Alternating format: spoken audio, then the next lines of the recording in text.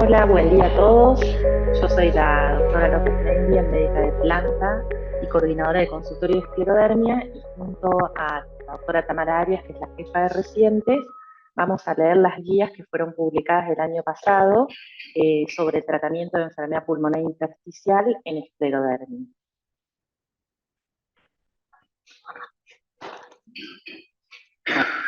Estas son las guías, fueron publicadas por la Sociedad Americana de Tórax y recabaron artículos publicados y datos hasta octubre del 2022.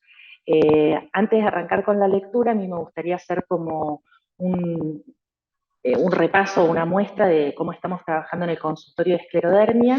Este consultorio empezó a funcionar en febrero del 2022.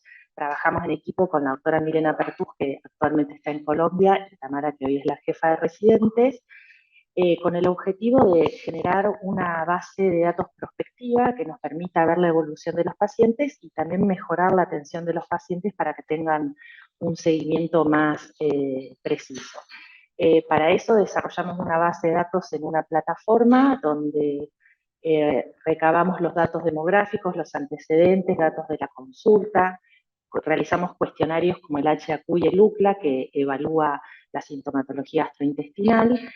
A todos los pacientes realizamos una valoración del score de Rodnan, solicitamos distintos estudios y dentro de ellos la capilaroscopía, y contamos con la presencia de la licenciada en nutrición Verónica Barcos, que es quien se ocupa de realizar la valoración nutricional, que la hacemos una vez al año. Esto nos permitió tener una base general o histórica de 350 pacientes y una base prospectiva que desde febrero del 2023 hasta hoy hemos evaluado 154 pacientes. Voy a describir ahora algunas características de la base que van a ser interesantes para después la lectura de las guías y tener algunos datos puntuales que se usan en los trabajos de investigación. La mayoría de nuestros pacientes, como sabemos, es de sexo femenino. Con respecto al nivel educativo, el 40% terminó la escuela secundaria en forma completa, y hay un 15% que terminó un nivel terciario y otro 15% un nivel universitario. Con respecto al trabajo, actualmente están trabajando en forma continua el 37,7% de los pacientes, tenemos un 33% de los pacientes que son jubilados y un 14% de pacientes desocupados.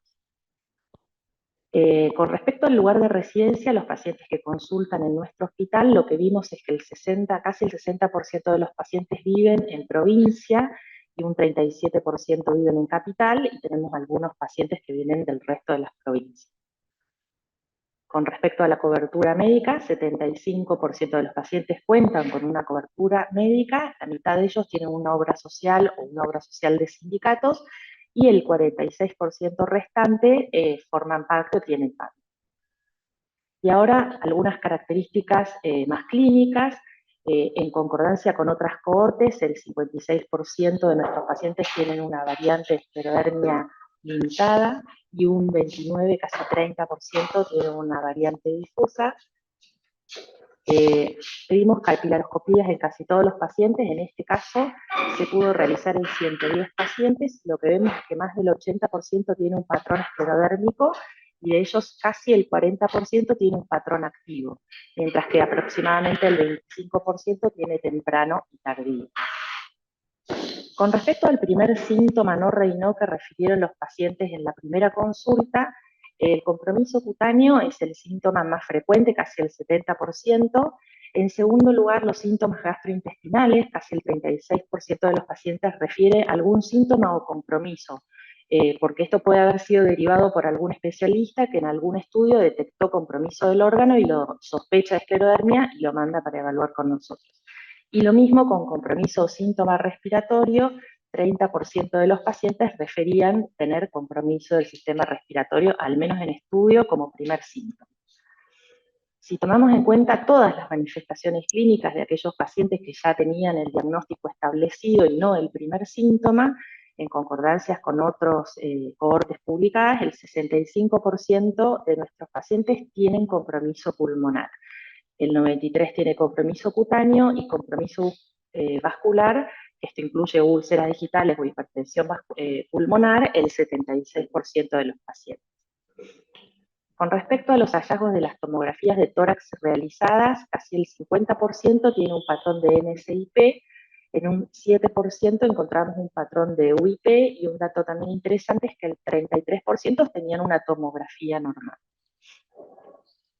Y esto también es interesante porque nosotros en la base de datos pusimos la pregunta de si estaba informada o no la extensión del compromiso pulmonar, y en este caso vimos que en el 96% de las tomografías no estaba o no figuraba en el informe, y esto lo recalco porque muchas veces para la toma de decisiones se habla de la extensión del compromiso pulmonar o de la progresión. Los neumonólogos tienen el ojo entrenado y ellos sí pueden más o menos saber qué porcentaje y son quienes nos ayudan en general, pero nosotros los reumatólogos a veces es difícil decir el porcentaje. Con respecto al examen físico, la mitad de los pacientes no tenían hallazgos al examen físico y había un 40% en quienes detectamos rales de tipo velcro. Y por último, y para ir terminando lo de la base de datos, el relevamiento que hicimos con respecto al tratamiento de la enfermedad pulmonar intersticial, el tratamiento más utilizado en nuestros pacientes es el micofenolato, casi el 40%. Todavía hay muchos pacientes que reciben metrotexate como tratamiento y hay unos pocos pacientes que están con ciclofosfamida o rituximab. Y con respecto a los antifibróticos, tenemos con nintedanib el 3% de los pacientes. Es importante saber que estos datos son del último año, así que puede haber pacientes que estén tramitando la medicación o que no la hayan conseguido por algún motivo. Pero estos son los datos que tenemos actualmente. Bueno, y ahora sí, vamos a empezar a conversar y a discutir la guía que fue publicada en el 2023 sobre el tratamiento del compromiso intersticial en pacientes con esclerodermia. Siempre es importante recordar que son recomendaciones de tratamiento y que cada paciente debe ser evaluado en forma individual y, de ser posible, junto con neumonología. Entonces, en este caso se revisaron, para llegar a la conclusión de las recomendaciones, se revisaron trabajos que hayan ingresado pacientes con diagnóstico o con criterios que cumplan criterios de clasificación para esclerodermia, ya sea los de ACR EULAR del 2013 o ACR de 1980, y se definió como compromiso pulmonar intersticial a la presencia tanto en la tomografía como de bronquiectasias por tracción, vidrio esmerilado, y una lista bastante importante de compromiso intersticial diferente siempre en un paciente que tenga esclerodermia. O sea, tenía que tener los dos requisitos para que el trabajo sea valorado. Los autores también decidieron definir subgrupos clínicos porque entendieron que la respuesta al tratamiento en las distintas etapas de la enfermedad podía ser diferente. Entonces, definieron como enfermedad reciente o inicial aquellos pacientes que tenían un diagnóstico de poco tiempo de evolución y que aún estaban sin tratamiento, enfermedad estable, esclerodermia con compromiso pulmonar, y enfermedad progresiva. La enfermedad progresiva la definieron de acuerdo a lo que había sido publicado en el 2022. Los pacientes, para tener una enfermedad progresiva, debían cumplir 2 de los 3 criterios que voy a contar ahora. Uno es la peoría o de la progresión de los síntomas clínicos como la disnea o la tos. El segundo es la caída de la capacidad vital forzada absoluta de un 5%, o de una DLCO del 10%, y el tercer punto es evidencia de progresión radiológica.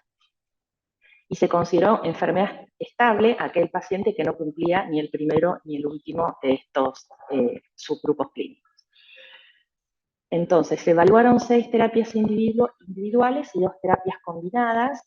Ahora también voy a explicar un poquito cómo se llevó a cabo la selección de las preguntas, y se evaluaron los trabajos publicados para cada droga y se trató de mostrar la evidencia, y en base a eso se hizo la recomendación. Así que ahora la dejo a Tamara.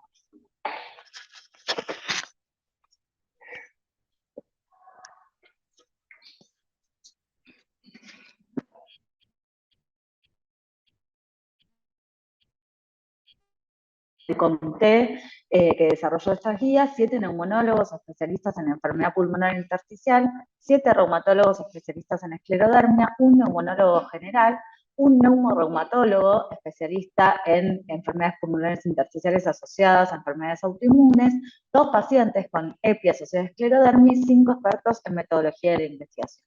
Se desarrollaron 8 preguntas pico sobre los tratamientos habituales usados en la enfermedad pulmonar intersticial asociada a esclerodermia, y a partir de esas preguntas se hizo una revisión sistemática. Posteriormente se desarrollaron las recomendaciones siguiendo el enfoque Gray y como punto final se sometieron a votación. Con respecto a las recomendaciones, la primera recomendación es acerca del uso de la ciclofosfamida y ellos recomiendan el uso de la ciclofosfamida en el tratamiento de la EPI asociada a esclero como condicional a favor. Y esto se basó en total en 5 estudios. 2 estudios que valoraron ciclofosfamida versus placebo y 3 estudios que valoraron ciclofosfamida versus micofenolato. Los 2 estudios que valoraron ciclofosfamida versus placebo fueron 2 ensayos controlados, uno el escleroderma Lang Estadio 1 y otro desarrollado por Hoyles y colaboradores en el Reino Unido. Y después los 3 estudios que valoraron ciclo versus micofenolato fueron el escleroderma Lang Estadio 2, que es un ensayo controlado, y 2 estudios de casos y controles. En el caso de la ciclofosfamida, como sabemos que es una droga que puede administrarse tanto por vía endovenosa como por vía oral, intentaron hacer alguna recomendación acerca de la vía de administración, pero no pudieron recolectar suficiente evidencia para hacer dicha recomendación. Y después vamos a ver que a lo largo de todas las recomendaciones ellos se basan en 4 aspectos de la enfermedad, que son la progresión, la mortalidad, la calidad de vida y los eventos adversos. Con respecto a la progresión de la enfermedad, encontraron que ciclofosfamida era superior a placebo a los 12 meses en cuanto al cambio de la capacidad vital forzada respecto a la basal, pero no a los 24 meses. Y no encontraron diferencias respecto a la LSO. Tampoco hubo diferencias en cuanto a ciclofosfamida y micofenolato en el cambio de la capacidad vital forzada, y sí se vio una mejoría o una superioridad de micofenolato versus ciclofosfamida en la LSO, pero en los outcomes de a los 6 y 18 meses, no así en los 12 y los 24. Respecto a la mortalidad, no hubo diferencias entre ciclofosfamida y placebo, ni entre ciclofosfamida y micofenolato, tanto a los 12 como a los 24 meses. Y con respecto a la calidad de vida, la ciclofosfamida fue superior a placebo, pero no tuvo diferencias con micofenolato. En cuanto a los efectos adversos, la ciclofosfamida presentó mayores efectos adversos que el placebo, sobre todo leucopenia e infecciones, llevando solo a 7 discontinuaciones. Y la ciclofosfamida también presentó mayor tasa de eventos adversos, sobre todo leucopenia, que micofenolato. Todo esto, digamos, ellos van a hacer después una determinación de la calidad de la evidencia. En este caso fue una baja calidad de evidencia, porque si bien hablaban de ensayos randomizados controlados, eran 3 ensayos randomizados controlados, de los cuales uno, que fue el de Hoyles y colaboradores, además de la ciclofosfamida, incluyó otras intervenciones como azathioprina y prednisona, y además se basaron en 2 ensayos de casos sin controles, que por supuesto es evidencia indirecta. De todas maneras van a ver que más adelante la calidad de la evidencia la ponen como incluso muy baja.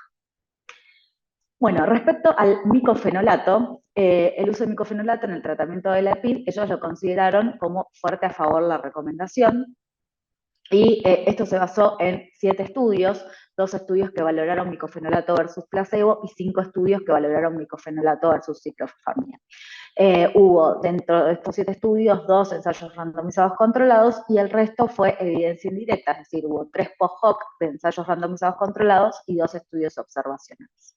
En cuanto a la progresión de la enfermedad, micofenolato demostró ser mejor que placebo en cuanto al cambio de la FBC y la LCO, tanto a los 12 como a los 24 meses, y no demostró diferencias con respecto a la ciclofosfamida en la FBC, en la LCO y en la progresión radiográfica. Sin embargo, sí hubo diferencias entre micofenolato y ciclofosfamida, siendo superior micofenolato en el cambio del Rodnan, es decir, en la progresión vital.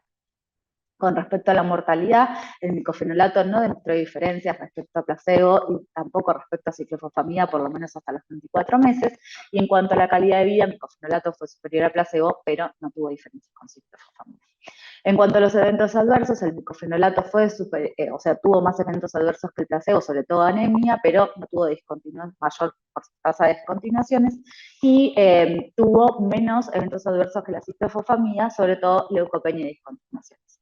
Como la mayor parte de la evidencia proviene de evidencia indirecta, por lo recientemente comentado, lo proponen como muy baja calidad de evidencia. Sin embargo, los autores determinan hacer la recomendación fuerte a favor, y vamos a ver que es la única recomendación fuerte a favor que hacen en toda la guía, por la evidencia que tiene sobre la disminución de la progresión de la enfermedad, la mejor calidad de vida en balance, digamos, a los mínimos efectos adversos que tiene la droga. En tercer lugar, evaluaron el uso de rituximab y hacen una recomendación condicional a favor. Esto se basa en 3 ensayos randomizados y controlados, donde solo se evaluó rituximab versus placebo. Con respecto a la progresión de la enfermedad, rituximab, al igual que micofenolato, demostró, y al igual que ciclofosfamida, demostró ser superior al placebo con respecto a la FBC, también a la LSO y también al Rodnan, esto similar al micofenolato, y no demostró en cambio, diferencias con el placebo en cuanto a la progresión radiográfica. Tampoco hubo diferencias de rituximab versus placebo en cuanto a la mortalidad, la calidad de vida y los efectos adversos, lo que lo hace también tener un perfil de seguridad más parecido al micofenolato.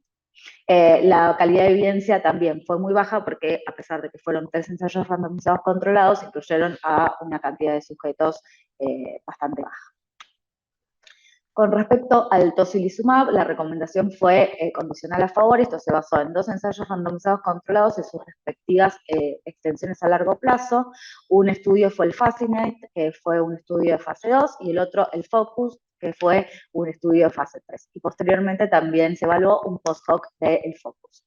En cuanto a la progresión de la enfermedad, tocilizumab demostró ser superior a placebo en cuanto a la capacidad vital forzada, a las 24, 48 y 96 semanas, que fue hasta donde se evaluó las extensiones de largo plazo. Sin embargo, no demostró diferencias con respecto a la LSO y al Rodnan, que recordemos que los outcomes principales o los endpoints principales en estos 2 estudios en realidad fueron en el Rodnan. Y secundariamente demostró ser mejor que el placebo en el endpoint del cambio del FBC. Con respecto a la mortalidad, no tuvo diferencias con respecto al placebo, y con respecto a la calidad de vida, aquellos que habían iniciado en rama placebo y posteriormente pasaron a tocilizumab, sí demostraron tener mejores puntuaciones en los scores de calidad de vida con respecto al placebo. Con respecto a los eventos adversos, hasta las 48 semanas no hubo diferencias con respecto al placebo, pero después de las 48 y hasta las 96 semanas se observaron mayor tasa de reacciones del sitio de inyección y reacciones de hipersensibilidad. La calidad de evidencia también fue muy baja.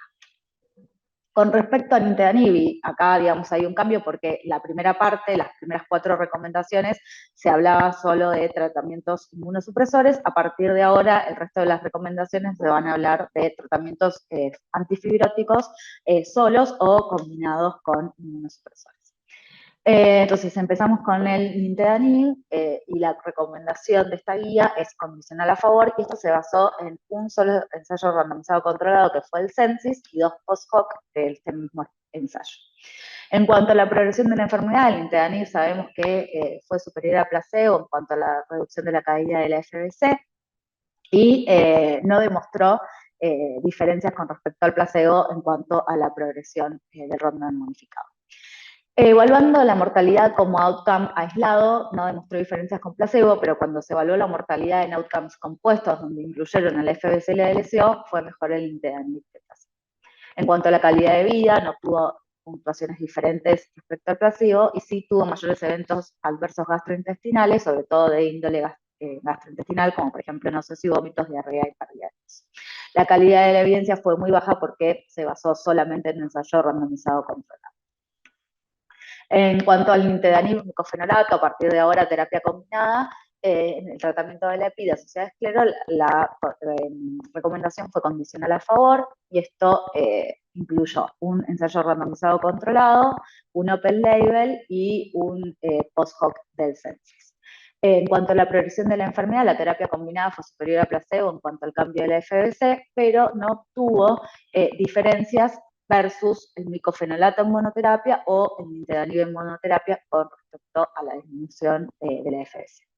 En cuanto a la mortalidad, tampoco hubo diferencias evaluando la terapia combinada versus placebo o micofenolato o Nintedanib en monoterapia, y tampoco tuvo diferencias en cuanto a la calidad de vida. Sí se evaluaron mayores tasas de eventos adversos, sobre todo gastrointestinales, versus placebo o micofenolato en monoterapia, pero curiosamente la terapia combinada tuvo sobre todo menor tasa de alteraciones del hepatograma cuando se la evaluó con Nintedanib en forma aislada. La calidad de la evidencia también fue muy baja. Y por último, habla sobre pirfenidona y pirfenidona de forma combinada, y en ambos casos, hasta la bibliografía evaluada, no encontraron ensayos suficientes como para poder hacer una recomendación, así que ellos sugieren que se requiere mayor investigación, y lo que sí reportan es que en cuanto a la progresión de la enfermedad, pirfenidona no demostró diferencias con respecto al placebo, tanto en el cambio de la FBC como en el test de caminata ni en el Rodman. La mortalidad directamente no estuvo reportada, en la calidad de vida y en los eventos adversos no hubo diferencias por lo menos hasta las 24 semanas, con muy baja calidad de evidencia. Y respecto a pirfenidona y micofenolato, se usó un post-hoc de un ensayo randomizado controlado y un abstract de un ensayo randomizado que todavía, por lo menos hasta cuando ellos hicieron la guía, no se había publicado, y tampoco encontraron que la terapia combinada fuera diferente que la pirfenidona en monoterapia en cuanto al cambio de la FBC y la DLCO, ni con respecto al micofenolato o al placebo en forma aislada. La mortalidad tampoco estuvo reportada. Hubo una puntuación en cuanto a calidad de vida que demostró mejoría de la terapia combinada versus micofenolato en monoterapia, pero no así en el HAC, y tampoco hubo mayores eventos adversos versus pirfenidona en monoterapia, todo esto obviamente con muy baja calidad de vida. Entonces, como resumen, esta guía, en cuanto al tratamiento, la única recomendación fuerte a favor, incluyendo, digamos, que la calidad de evidencia es baja o muy baja, pero bueno, es la evidencia que hay al momento, la única recomendación fuerte a favor es para micofenolato, y la recomendación condicional a favor es para ciclofosfamida, rituximab, tocilizumab, nintedanib más micofenolato. Para la pirfenidona y pirfenidona más micofenolato, postulan que todavía falta mayor investigación. Con respecto a las guías similares de otras sociedades que pude encontrar, tenemos la guía del Colegio Americano de Reumatología, que en el 2023 lanza un resumen de las guías para el tratamiento de la enfermedad pulmonar intersticial en pacientes que tengan enfermedades sistémicas autoinmunes en general. Sin embargo, hasta el momento todavía no han publicado el documento completo, con lo cual yo les voy a mostrar, digamos, lo que aparece en el resumen, pero hay un montón de preguntas que no les voy a poder responder de acuerdo a las preferencias porque ellos no lo desarrollan en un resumen. Basándonos en la esclerosis sistémica, que es el tema de hoy, ellos ponen para tratamiento de inicio, o proponen para tratamiento de inicio como primera línea y como drogas preferenciales al micofenolato, al tocilizumab y al rituximab. Y como opciones adicionales para primera línea de tratamiento, un segundo escalón, ponen a la ciclofosfamida, al nintedanib y al acetylcholine. Y hacen, obviamente, una recomendación fuerte en contra el uso del glucocorticoide, tanto en el inicio como a largo plazo. Para aquellos pacientes que tengan enfermedad pulmonar intersticial progresiva a pesar del tratamiento inicial, lo que proponen es agregar o hacer una rotación de la terapia, y acá sí ponen en el mismo escalón al micofenolato, al rituximab, al nintedanib, al tocilizumab, a la ciclofosfamida y a la derivación a centros especializados para el trasplante de células madre. Persiste la recomendación fuerte en contra de los glucocorticoides a largo término, y esto es general para todo el resto de las enfermedades autoinmunes, y también proponen que aquellos pacientes que hayan progresado a pesar, digamos, de la terapia inicial sean derivados a un centro de trasplante para evaluar trasplante. Bien, y como sabemos, la otra gran sociedad fue EULAR, que publicó en el 2016/2017 estas guías que todavía no se han actualizado, y ellos, fíjense que en ese momento proponen, dentro del apartado de piel y pulmón que vienen juntos, proponen como tratamiento la ciclofosfamida como recomendación A, sobre todo aquellos pacientes que tengan enfermedad pulmonar intersticial progresiva asociada a esclerodermia, y también proponen el trasplante de células madre en aquellos pacientes que tengan una enfermedad rápidamente progresiva con riesgo de falla de órgano. Y esto fue cortesía de la doctora Babini, que se publicó, digamos, en el Congreso EULAR del año pasado, pero todavía no se ha publicado el documento de las guías actualizadas, que también en teoría iban a salir en 2023. En estas guías hacen 20 versus 16 recomendaciones respecto a las previas, y en cuanto a la enfermedad pulmonar intersticial, ellos ponen como recomendación de tipo A al trasplante de células madres, al rituximab, al micofenolato, a la ciclofosfamida y al nintedanib, y como recomendación de tipo B, al tocilizumab. Bueno, muchas gracias por su atención.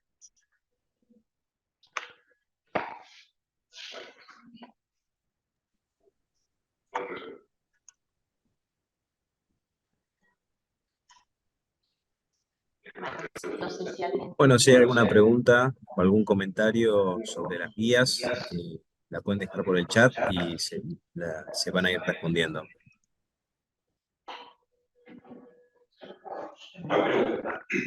Yo quería preguntar por ti si hay mejora, sobre todo con el profesorado, mira la función, la mejoración, se ha dado con la capacidad oral, la DGSO, la no progresión,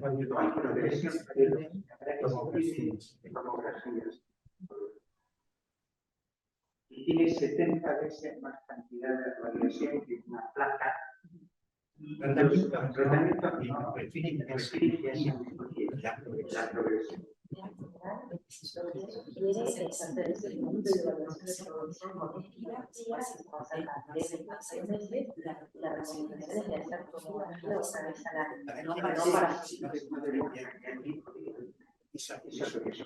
Igual no en todos los casos se evalúa progresión radiográfica.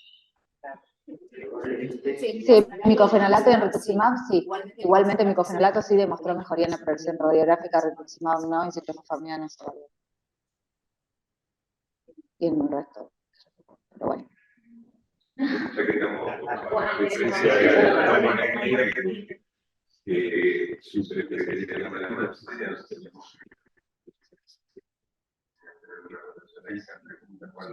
qué tomografía y por qué los seguimientos largos? Lo que se ¿por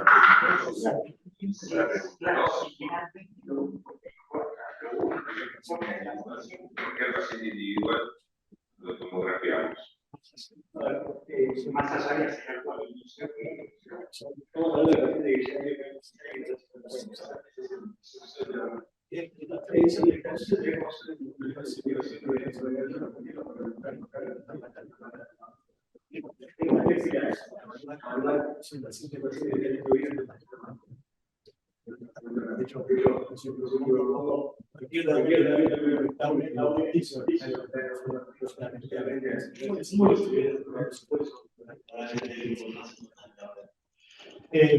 los tres lugares generales química, función pulmonar, química, función pulmonar, clínica, función pulmonar.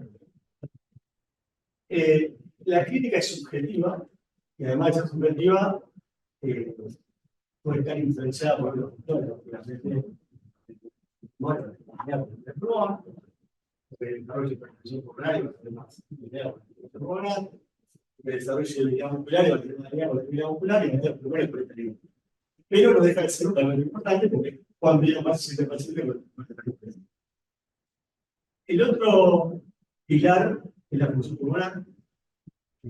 Pero la llamamos, además venimos de ella, para que te cuidado.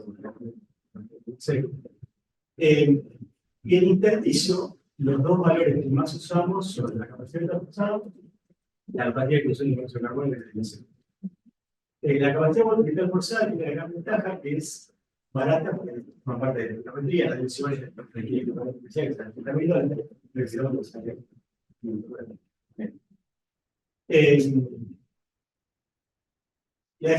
capacidad reforzada, además de ser más barata, es muchísimo más fácil de hacer y muchísimo más reproducible. En general, si un paciente le hace una buena capacidad reforzada, es una buena estrategia sacar la palabra capacidad reforzada, y sobre la rodilla podría más o menos siempre lo mismo. La capacidad de difusión, además de ser más cara, es algo menos reproducible, pero tiene la gran ventaja de que es difusión más sensible. Es el primer parámetro que se obtiene. Por lo tanto, puede tener un paciente con una enfermedad de la espalda que pensar muy incipiente, la enfermedad todavía normal, pero el insuyo empieza a bajar. Mucho más de cabrera. Por eso es un parámetro tan importante. También, no solo para el negocio, sino para el segundo.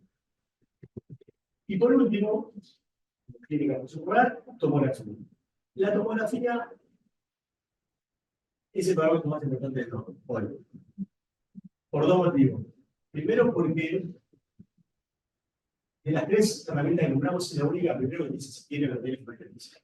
Porque el paciente puede tener un montón de ideas, el paciente puede tener espirometría bajísima y la división bajísima, pero si tiene una tomografía normal, no tiene hipertensión, a ver, no tiene idea, porque tiene un poco baja, debe ser otra cosa, y después, para el seguimiento, es una herramienta muy sensible para detectar cambios, sobre todo fibrosos.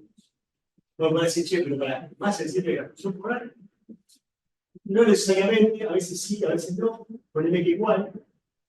Entonces, para responder, después de la completamente de subir la respuesta. Los tres parámetros son más importantes, la topografía radio, y eso es verdad, no hay que soslayarlo, porque es un dato que tener en cuenta, porque eso, como decía abajo, uno en general quiere topografía un poco más espaciada, porque solo va a pedir una por año.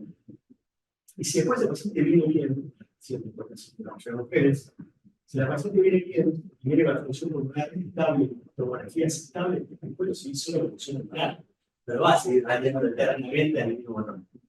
Pero al principio, sobre todo diría unos 2 o 3 años, para 4, para 5, un poquito menos, le vamos a pedir una función pulmonar, yo diría, cada 3 a 6 meses, voy a tomar por año. Y la parte clínica en cada consulta. Eso es un poquito, pero a ver, yo creo que me parece más que razonable poner un puesto que el tema de la migración, una menor, porque lo que caímos muchísimo. Pero yo siempre digo de que ¿Cómo se quería preguntar justamente por la radiación? Pero hay un trabajo que habla de las tomografías con baja radiación. bueno, Con menos cantidad de cortes, y algunos trabajos mostraron que tienen la misma sensibilidad. Si se está usando o no se está usando. buenísimo. Como regla general, esto lo menciono en español.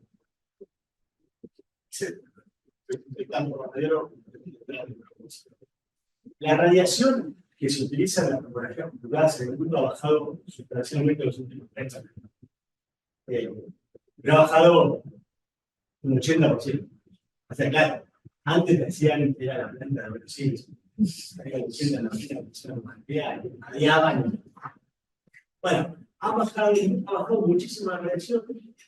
En parte, y esto lo hablo por ahí con la Rosa, y por ahí lo hablamos con Santiago antes, con la Gutiérrez, que era más vieja, que más sabe por ahí de esto, porque se vivió en la época de los 80 también, por el proyecto militar. Ya, por salir, porque lo que te dice alguien por ahí, claro, estos tomógrafos nuevos han bajado mucha radiación, pero en parte también te degradan un poco la calidad de las imágenes. Entonces, la búsqueda ha sido esa, irradiar cada vez menos con el algoritmo de reconstrucción que te mantenga una calidad más aceptable. Pero yo diría, lo que está haciendo Rosaura, que me parece lo más adecuado es, ¿qué hace? Estamos hablando de intersticio, después para que ese pulmón y otras cosas, no puede bajar para el pulmón, puede cambiar un año un tipo que fumó, para ver si es un cáncer de pulmón, y tiene cáncer de pulmón, ahí sí se usa recontra, los más bajos. Pero estamos hablando de intersticio, para ilustrarnos. En intersticio, lo que hace la dosis es una primera tomografía con dosis normal. La dosis normal es 80 menos hace 40 años, pero dosis normal para 2024. Y después, en el seguimiento, te hacemos una dosis reducida. En conclusión, si irradia muchísimo menos, pero aún así, una tomo sigue siendo vital. Antes era lo mismo. Pero bueno, o sea que lo que dice el doctor acá no es pero los neumólogos irradiamos muchísimo.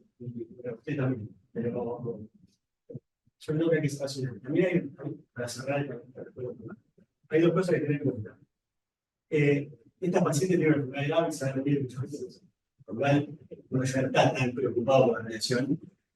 Y segundo, mira alguna chica con esclero con 20 años que tiene toda una vida por delante, el cuanto vive, pero sí lo podría vivir bastantes años, que un tipo de los míos, porque no se puede estar que es un ahí me importa muchísimo ver la radiación porque yo soy voluntario. Si tengo problemas, no tengo que traer y no vaya. Entonces, bueno, esto también, ustedes en general son 50,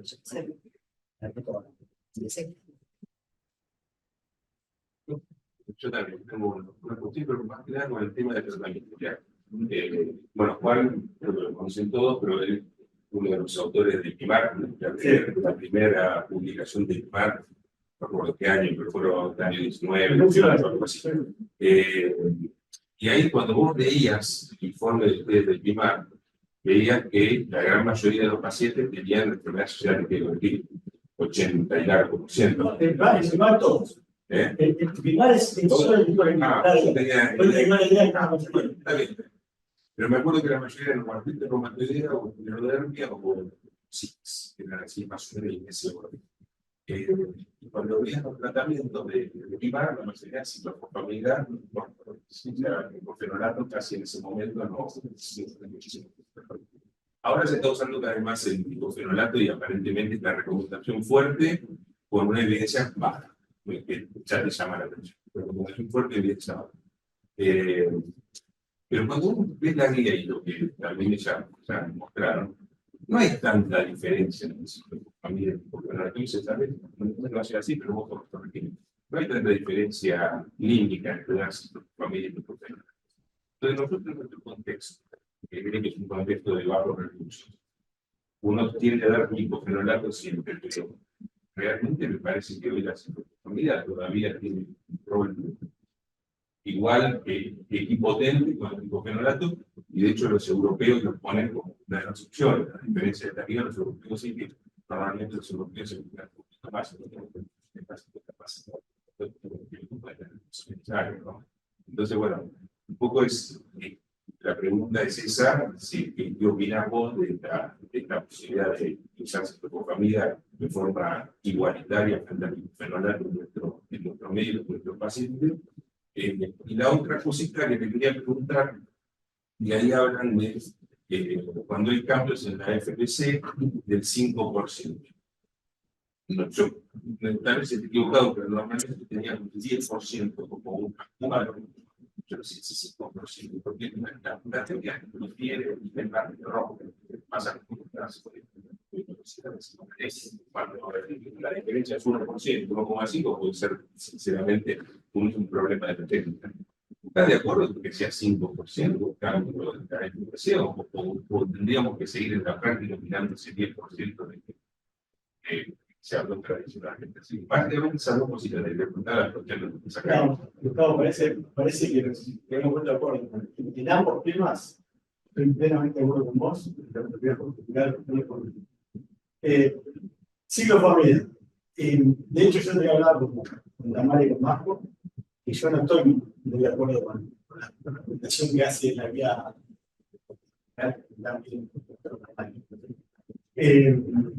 Yo entiendo por qué lo hacen, posiblemente lo hacen, porque ellos consideran que hay un poquito más de evidencia con un costo menor, bueno, con un costo menor que lo aproximado como novia, y con menos eventos adversos, sobre todo en la psicología, y con una administración que es más fácil, si no los americanos tienen psicología provoca,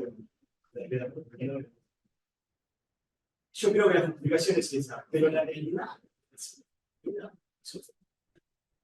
que ha demostrado los estudios clínicos que no es inferior, no solo al biofrenal. El ensayo presencial, no es mal, es un ensayo reunido, no puedo estar, demostró que tampoco es inferior, tampoco es inferior, ¿no? En una corte que no solo tenía esclerodermia, sino también tenía que partir con una hepática, tenía enfermedad de lo cual te dice, che, si la ciclofamida en el hospital, generalmente hay, si no hay, no se puede mucho. Es así, ¿verdad? ¿Qué cosa?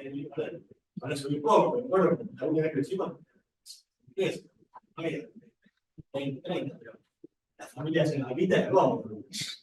Entonces, teniendo en cuenta que es tan barata y que hay el centro clínico que la barata, yo creo que la ciclofamida, en mi opinión, para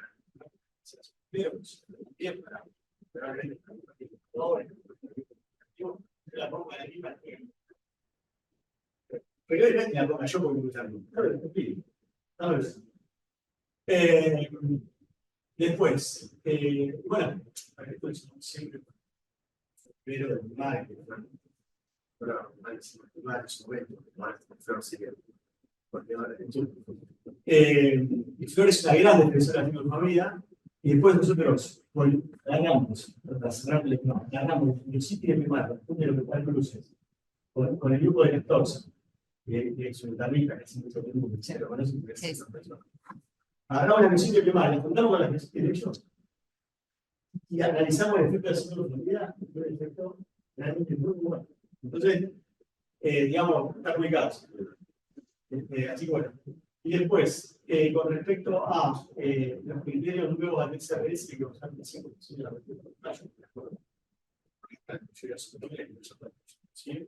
no es que lo tengo yo, hay la mitad de la biblioteca. De hecho, ese documento que una avalancha de la historia, gente que no estábamos de acuerdo. Bueno, se puede imaginar que hay algunas presiones. Le van a ingresar mayor cantidad de pacientes. Pero hay dos estudios, hay un estudio grande, porque claro, cuando salieron todos los documentos, empezaron a dar corte y empezaron a aplicarle los criterios del estudio y el 10% de la universidad. Y estos criterios, está recontra demostrado que el parámetro que mejor discrimina para fibrosis pulmonar progresiva es la medida del 10% de la universidad. De hecho, yo creo que queda poca medida. No a todo ese argumento, pero en la parte de función pulmonar, yo creo que vamos a tener que volver al 10% de la universidad. Así que bueno. Yo quisiera decir algo. Que con respecto, Con respecto al uso del micofenolato, también nosotros lo que vemos en el consultorio todos los días es que los pacientes, los que tienen sobre todo enfermedad pulmonar intersticial más grave, también suelen tener mucho compromiso de piel difusa. Entonces, que eso genera también una calidad de vida muy mala para los pacientes, porque genera retracciones, digamos, y un montón de otros síntomas. Entonces, uno en general trata también de, digamos, dar una monoterapia para abarcar más de una sintomatología. En ese sentido, me parece que por ahí el micofenolato sí claramente demostró disminuir el Rodnan y la ciclofosfamina no. Eso creo que también pesó. Esto hemos hablado,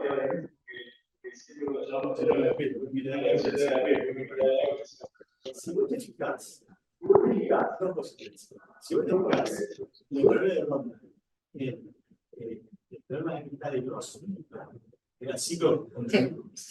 Demostraron ser iguales, bueno, ¿no? A 2 años.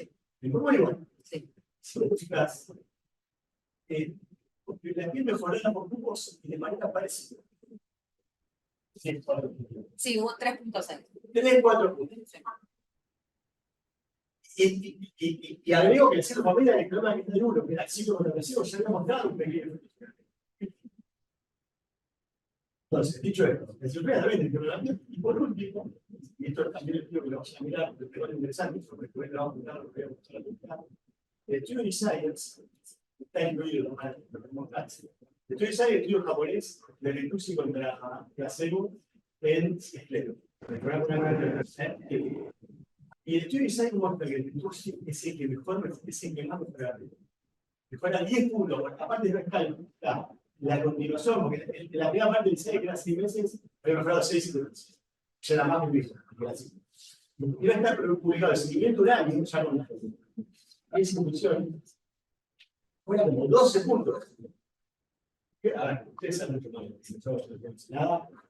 Yo miro el detalle clínico, tampoco viene cualquiera que entienda que no preparar porque igual la pieza de yo no entiendo, ¿no? Yo miro el número matemático.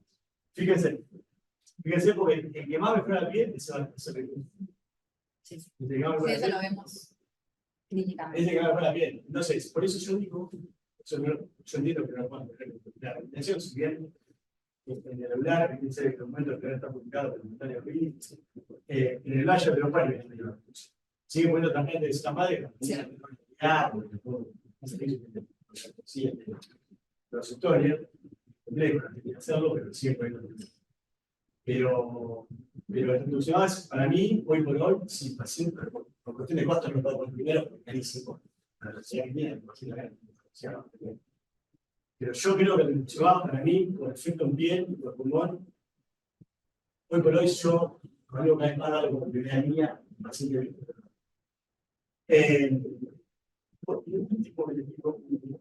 yo hablar algo de fijar licencias. Sí. Parece que algo que se viene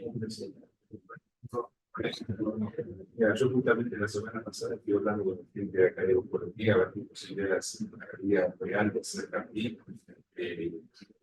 Algunos pacientes, sobre todo, ya pensaban en tener universitarias, y lo que me dicen es que es una técnica que aparentemente tiene comercializada ya hace sale una forma de pensar. O sea que es prácticamente impensable hacer CAR-T. Pero sí, sí, hay que dar cuenta el estudio alemán. Son 5 pacientes. Son 5 pacientes con regresión absoluta. Tremendo lo que hacen con la CAR-T.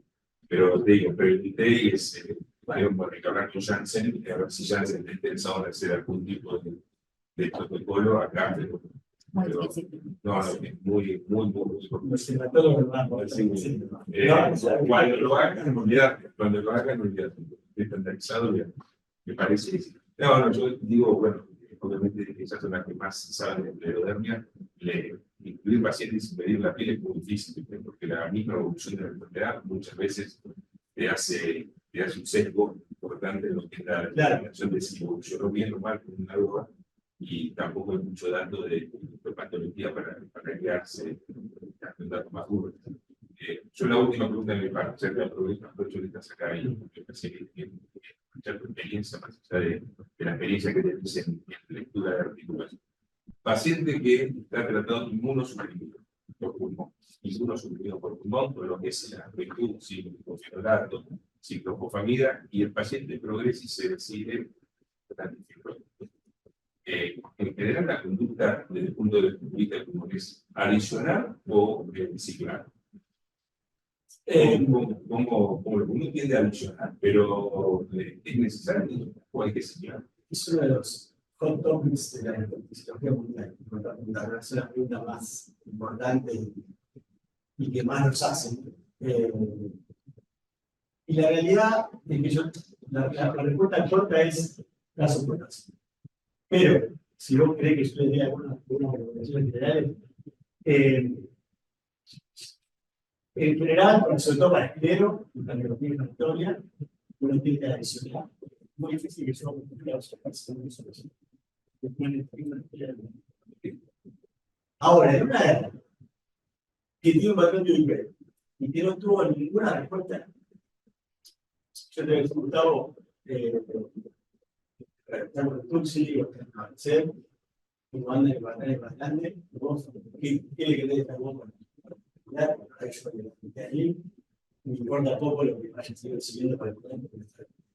Entonces, pero claro, en ese caso yo pienso que si está como el ciclo de familia, yo sé que a lo articular no le agrego mucho beneficio, también la siguen, como switch. Y si está con reflexionado, por ejemplo, lo dejo, porque tiene una acción sobre la impulsar. Después digo, pero en ese caso, supongamos que, digamos, yo ya tengo un entonces yo te voy a decir, mira, Gustavo, yo le voy a aquí, te van a ver el pulmón, si vos querés darle un mapa, decirle algo de la población, pero ya a mí me dejan importar tanto, porque ahora que yo veo que claro, en alguna manera le pueden andar. Sí, pero a eso. O sea, el mismo razonamiento que tenemos que hacer pero extra está controlado en la institución, donde se debe solucionar sí, me parece importante recordar que siempre lo decía por eso, los estudios de amigos, la asociación cónico-feratón, logró nosotros por claro, un tema. Por eso la recomendación final es de uso combinado de el clero es muy difícil que el clero realmente la constitución sigue jugando rol. Y en el post, no se vio que en el estudio Censis, que fue cámara que fue pendiente ahí, dejamos una especial de clero, la mitad de los pacientes venían tomando ibuprofeno. Y a eso, ya lo venían tomando de antes del estudio, la mitad fue el Ritalin y la mitad fue placebo. La mitad tomó Ritalin más mico y la mitad tomó mico más placebo. Y el grupo que lo hizo fue pero bueno, lamentablemente esa no tiene una respuesta uniforme, caso por caso. En general, las enfermedades autoinmunes uno tiende a adicionar y dejar algo de inmunización. Distinto es el momento de percibir la fibrosis, que ahí realmente cambia.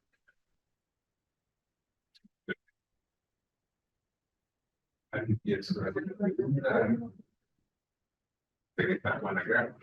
Quiero volver a felicitarla por el gran trabajo que están haciendo con el consultorio Quiero. Me perdí las primeras diapositivas tuyas, pero como ya me había contado que están a full con el CAP, que están posicionando la televisión del doctor de Banal, seguramente van a conocer data de la vida real de clínicas. Digo, no mucho comentarios. Para que se sientan orgullosos. Yo creo que por el carácter me parece que deben ser paciente con el conflicto de la piel también. Porque hay muchos que hablar de casi no hay superficie. Claro, lo que nos preocupa es lo siguiente. Nosotros vemos pacientes de los consultorios que tienen compromisos pulmonares, si tienen además compromisos vasculares, o sea, digitales, compromisos en la piel, siguen acá. Pero si eso está más o menos bien y tiene el compromiso pulmonar, lo siguen en uno.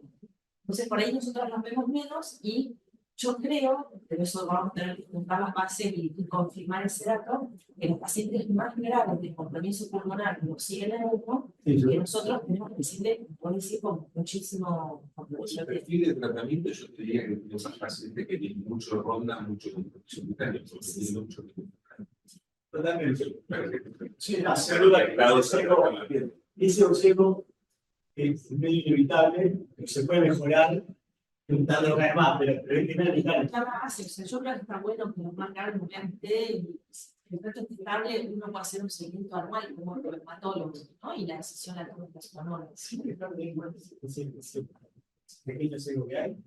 Como mostraste, tiene un porcentaje que vamos a ver diferencial, que está en línea con el intermundo, que tampoco está en diferencial. Bastante diferencial. Sí, nunca me sorprendió acelerar los datos, fue dar el tratamiento. Sí, tiene poco de tratamiento. Claro. Bueno, sí.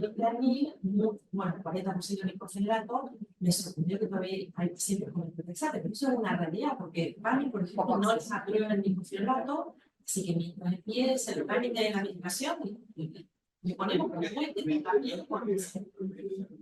No, eso no lo puse. ¿Qué le parece? No, sí, te digo que para la base general, sí lo Claro, lo más interesante, bueno, ahora que se va a empezar una colaboración con el hospital que tiene mucho pan. Ahí el presidente de ustedes, ¿no?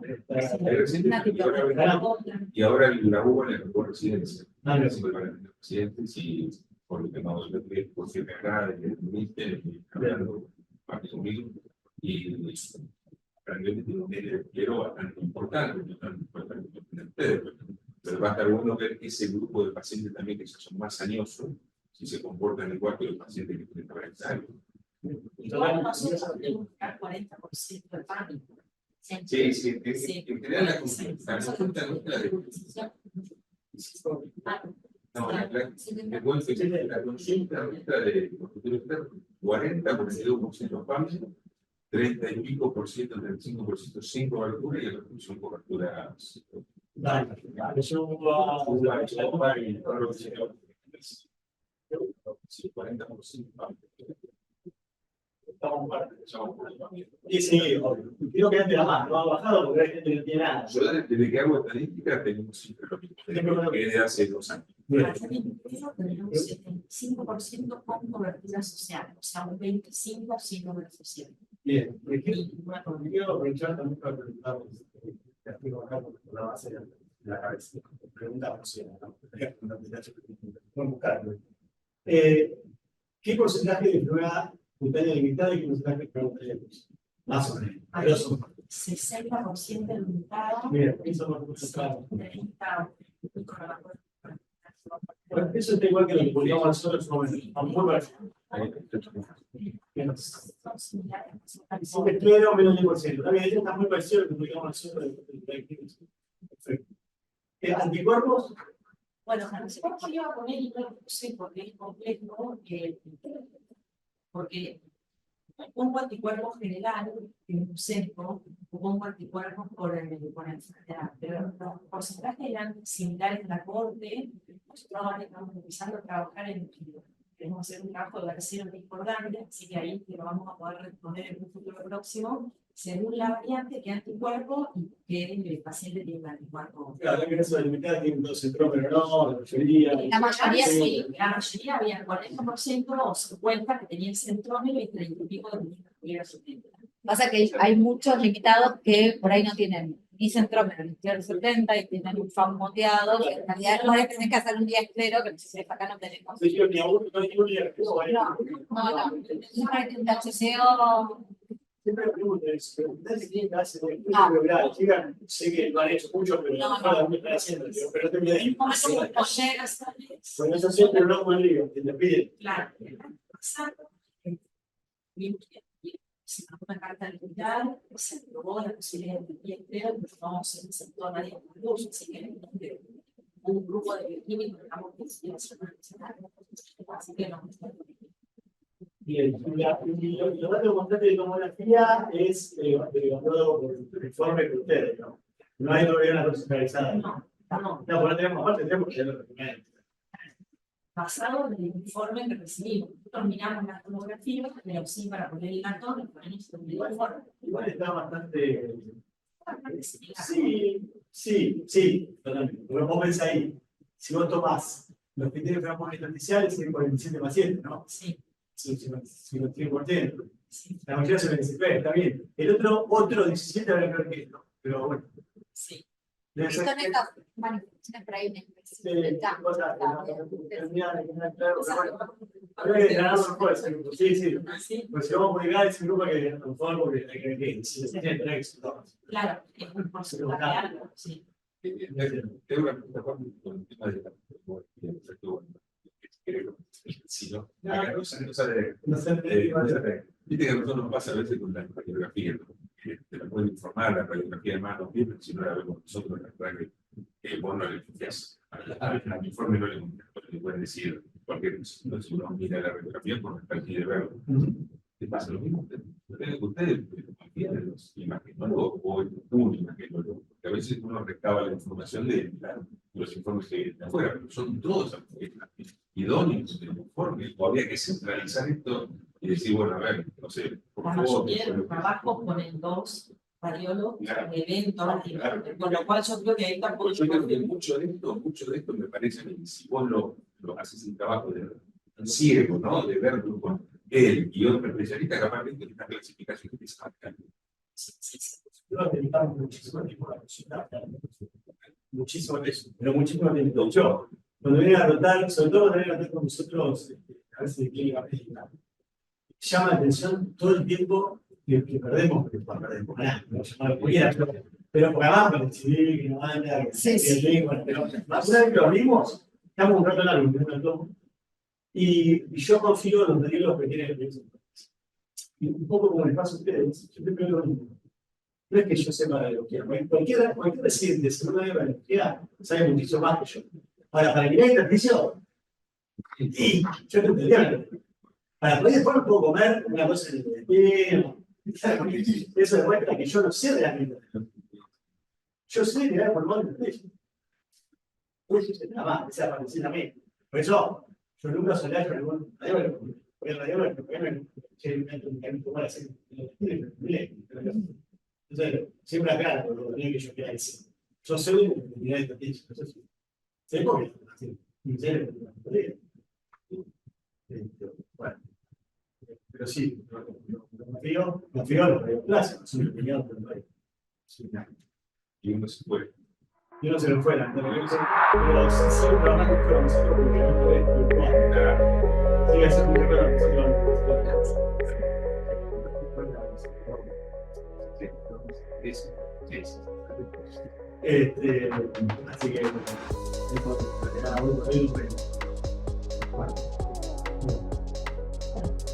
Gracias.